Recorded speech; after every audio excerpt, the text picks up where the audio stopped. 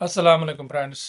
आज का vlog actually किसी एक इंसान के नाम है जिससे मैंने कुछ थोड़ी थोड़ी चीज़ें सीखी हैं अब तक। आज का vlog I dedicate to Rehan अल्लाह वाला।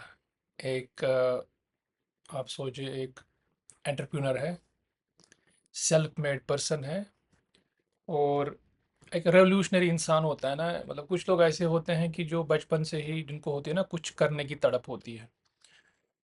तो रिसेंटली उनका मैंने एक छोटा सा वीडियो ही देखी, मतलब सुन लिया, जिसमें उन्होंने मतलब नई यूथ के लिए उनकी कुछ गोल्डन वर्ड्स थे।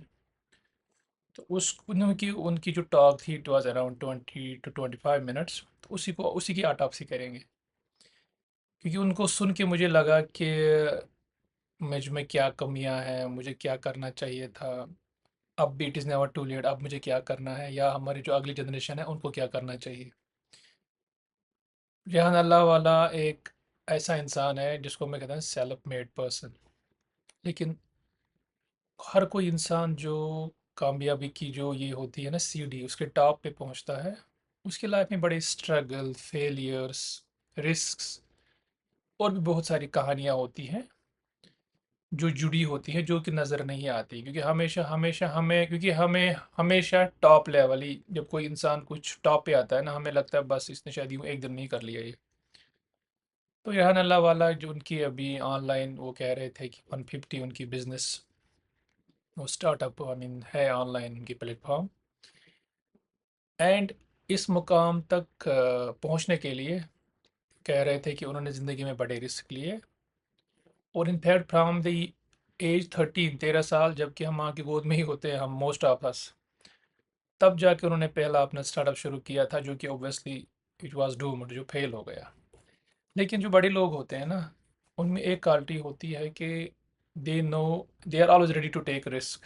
क्योंकि जब इंसान रिस्क लेना सीखेगा ना, तभी वो कामयाब बनेगा। और गोल तो, इंसान कामयाब एक ही झटके में तो गोल नहीं होता।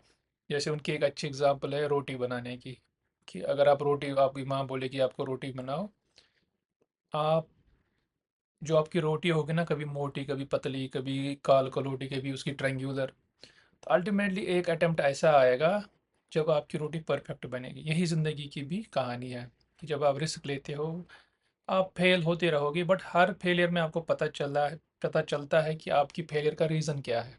तो विद द रिज़ल्ट एक ऐसा रिस्क आ जाता है जिसमें आपका वो गोल्डन शार्ट होता है ना, वो लग जाता है और आप टॉप पे पहुंच जाते हो। तो उनका पहला तो मैसेज यही था कि लाइफ में you should learn to take risks.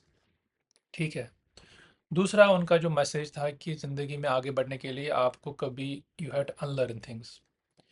कभी आप लोगों से मिलते हो, उनको आपसे ज़्यादा पता होता है। अगर आप अपनी पे ही रहे तो यू विल पेरिश। सो कभी नया सीखने के लिए आपको बिल्कुल अपनी पुरानी चीज़ों को लॉन्ड्री में डाल के डिलीट करना है, अनलर्न करना है, तभी आपके सफ़ेद कपड़े पे कुछ नया आप लिख सकते हैं। ये तो इनका था। तीसरा इनका था कि पढ़ाई के साथ साथ स्किल इज़ वेरी इंपॉर्टेंट आज के ज़माने में, क्योंकि जब आपकी स्किल होगी तभी आप दुनिया से compete कर पाएंगे। उसमें उनका जो लेटेस्ट आजकल जो तूफान मचा है वो है आर्टिफिशियल इंटेलिजेंस।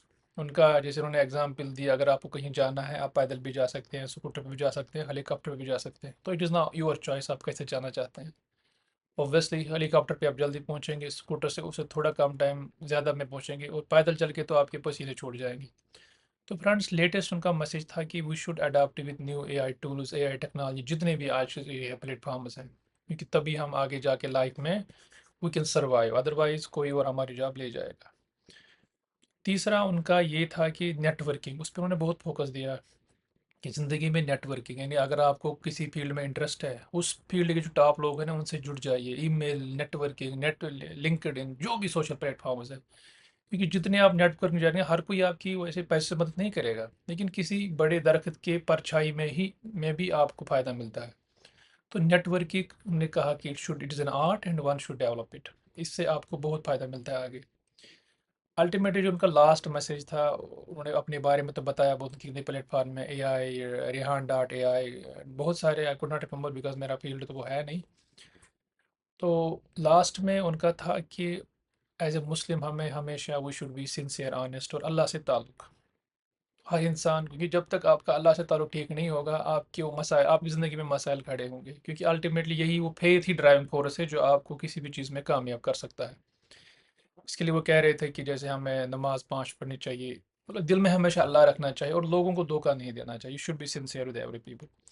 और जब आप किसी बड़े काम की तरफ जाते हो ना, आपको सब लोग मिलते हैं, अच्छे भी मिलते हैं, खराब भी मिलते हैं, आपका नुकसान भी होता है, लेकिन इसी डेस्टिनेशन, इसी जर्नी में आपको पता चलता है कि आपका रियल फ्रेंड कौन है। इसलिए but that should not stop us from achieving great things. इसलिए फ्रेंड्स, हमेशा अगर आपका अज़्म है, बिलीव है अल्लाह पे, लर्न टू टेक रिस्क। आपकी रिसोर्सेज है ना हो, आपकी पर्सनल जो मेहनत है ना, that is most important thing in life. Ultimately आपको कामयाब होने से कोई नहीं रोक सकता। मेरा तो इसमें यही निचोड़ था। आई होप कि उनकी मैसेज विल, जिस मकसद से उन्होंने मैसेज दी थी, that will serve its purpose. And my words for him, thank you very much sir, at least because I learn some good things from him. Thank you, take care.